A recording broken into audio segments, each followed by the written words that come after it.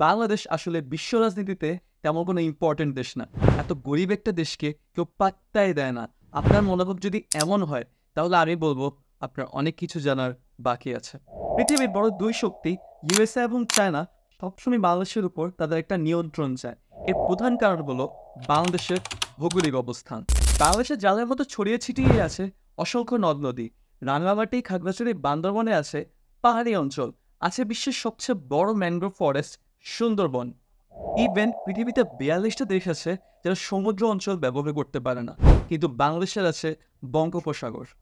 এই বঙ্গোপসাগর বিশ্ব অর্থনীতিতে কতটা গুরুত্বপূর্ণ তা কি আপনি জানেন? জিব্রাল্টার প্রণালী থেকে ভূমধ্যসাগর, সুয়েজ খাল পাড়ি দিয়ে লোহিত সাগর, বঙ্গোপসাগর ও সালাকা হয়ে দক্ষিণ চীন সাগর, এই তিনটে রুট দিয়ে বিশ্বের 1/3 ভাগ বাণিজ্য হয়। এখন কেউ যদি শুধু বঙ্গোপসাগরের বিজনেস কন্ট্রোল করতে পারে, তাহলে সে বিশ্ব অর্থনীতির অনেক বড় অংশ কন্ট্রোল করতে পারবে। যার কারণে ইউএসএ এবং চায়নার মতো দেশগুলো বাংলাদেশের সাথে সুসম্পর্ক বজায় রাখতে চায়। চায়না বাংলাদেশকে এখন পর্যন্ত লোন দিয়েছে $4.76 বিলিয়ন, ইনভেস্ট করেছে $7.07 বিলিয়ন, যার জন্য বাংলাদেশ যেমন উপকৃত হয়েছে, ঠিক তেমনি চায়নাও বাংলাদেশের সাথে একটি বন্ধুত্বপূর্ণ সম্পর্ক বজায় রাখতে পেরেছে।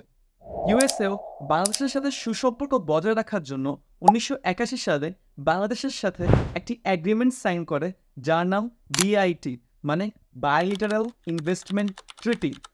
এগ্রিমেন্টটা ছিল যে দুই দেশের মধ্যে যেসব বিজনেস হবে সেটাকে পুরোপুরি প্রোটেকশন দেওয়া হবে, যার জন্য এই ইউএসএ আমাদের সবচেয়ে বড় এক্সপোর্ট মার্কেট হয়ে যায়। এই এক্সপোর্টের জন্য আমরা অনেক বেশি বৈদেশিক মুদ্রা অর্জন করতে পেরেছি, যার জন্য আজকে হয়তো আমাদের জিডিপি হংকং এবং ফিনল্যান্ডের মতো দেশ থেকেও বেশি। এখন তাহলে আপনাদের একটা কোশ্চেন থাকতে পারে যে এত কিছুর পরও আমরা কেন একটি উন্নত রাষ্ট্র নয়? অনেকে বলবে এই সব কিছুর দোষ আমাদের, কিন্তু আমি বলবো একজন যোগ্য নেতৃত্বের অভাবে আজ আমাদের এই অবস্থা।